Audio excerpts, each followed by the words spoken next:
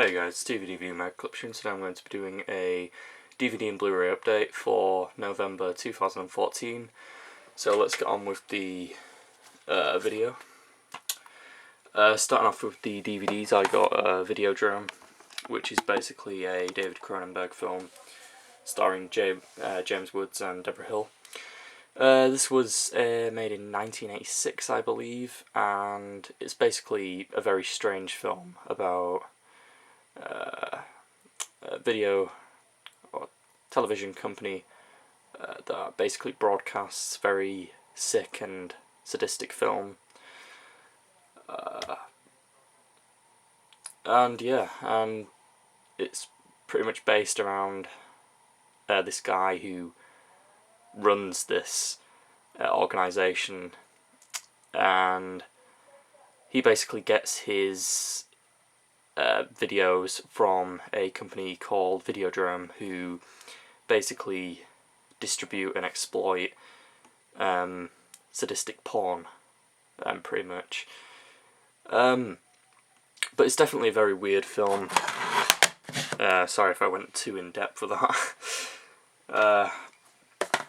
But yeah, next one is Planet Terror. Very fun Robert Rodriguez film. Basically adapted from the old Grindhouse films of the kind of 70s period.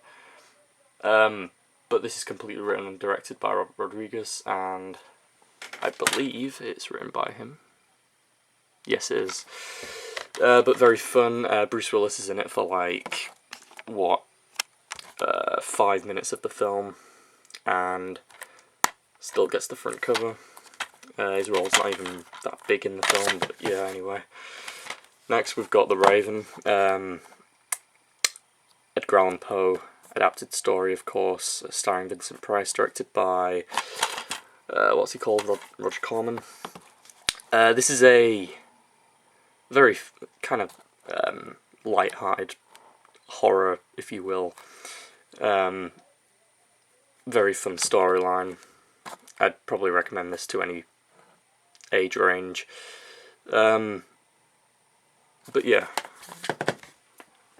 Next we have Alice in Wonderland. I have become a bit obsessed with Alice-related things. I've recently just completed the Alice Madness Returns game, which is absolutely phenomenal. I would definitely recommend that to anyone. Just a very dark Alice.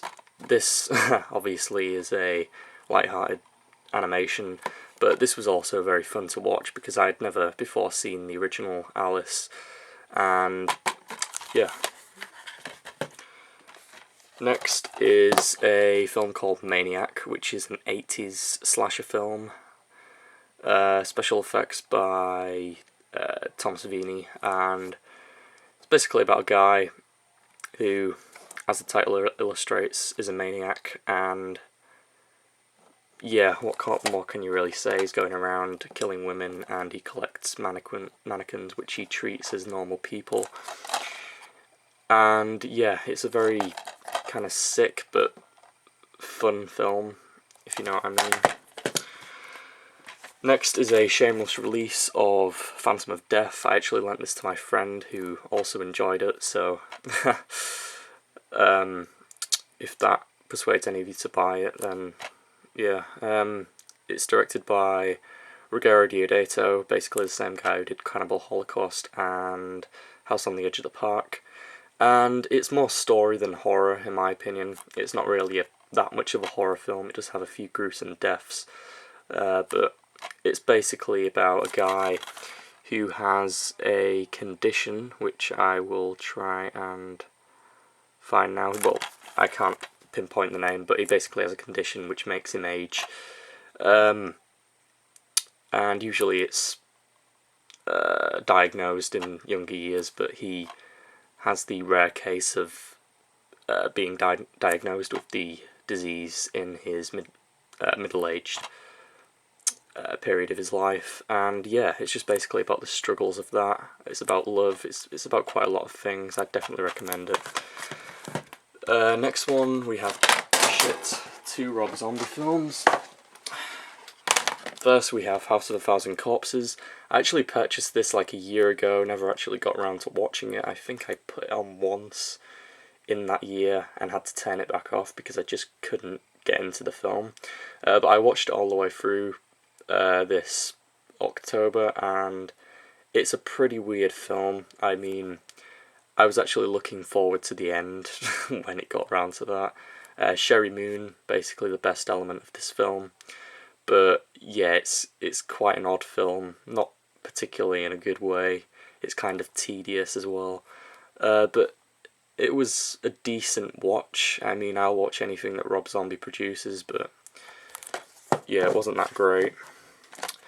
Something that was very great, The Devil's Rejects, a fantastic film directed by Rob Zombie. Very brutal, but it is most definitely horrifying. Voice just cracked, that's not good. But yeah, it's horrifying.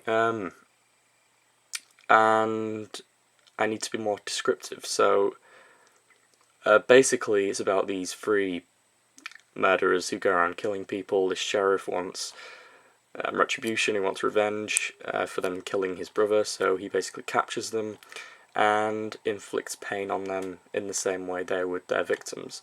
So the sheriff's no good in terms of moral justice, much like the killers, so I guess you could say he's a bit hypocritical. But yeah, it's definitely a very sick, twisted film, but art horror is supposed to be, and definitely one of the best Rob Zombie films I've seen. Next is Tourist Trap. Didn't really enjoy it. I thought it was a very cheap, kind of weird horror film, which is intentionally trying to be weird for cheap scares. And yeah, I just didn't really enjoy it.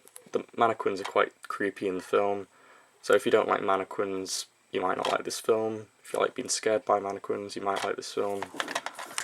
But yeah, next one is Carrie, a 70s horror classic starring John Travolta, and it's a very good film. I didn't actually know it was directed by Brian De Palma, which is one of my favourite directors, so that's kind of weird that I was oblivious to that. But yeah, didn't really like the front cover, like the recent front cover. I wish they'd have gone out of the way to have a better front cover. But it was a pretty decent film. Again, pretty odd film. Like, I didn't expect her to have a period in the shower in the opening scene, especially for a 70s film. But having thought there is quite a lot of weird 70s films out there. Anyway, yeah, John Travolta basically doesn't do a whole lot. He plays basically one of the bullies in the film, and yeah, it's a pretty fun horror film though. Next is The Adventures of Ichabod and Mr. Toad. This is one that I've been wanting to watch for quite a while. Basically, two stories, Wind in the Willows and Sleepy Hollow.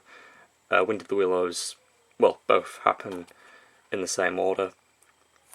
And yeah, I'd probably say I prefer the Wind in the Willows. I thought I was going to prefer the Sleepy Hollow side of it, but I actually ended up preferring Wind in the Willows. But yeah, this is a Disney classic that you don't hear too much of, and it is a lot of fun, so I would definitely recommend you check it out. And finally, for the DVDs, we have Lincoln, which stars Daniel Day-Lewis, the best actor ever to ever walk the face of the earth, in my opinion. He is amazing, and yeah, this was written and directed by Steven Spielberg. I believe it was written. I don't think it was, I think it was just directed. But yeah, stars Daniel Day-Lewis, and every role Daniel Day-Lewis plays, he gets into the character, he kind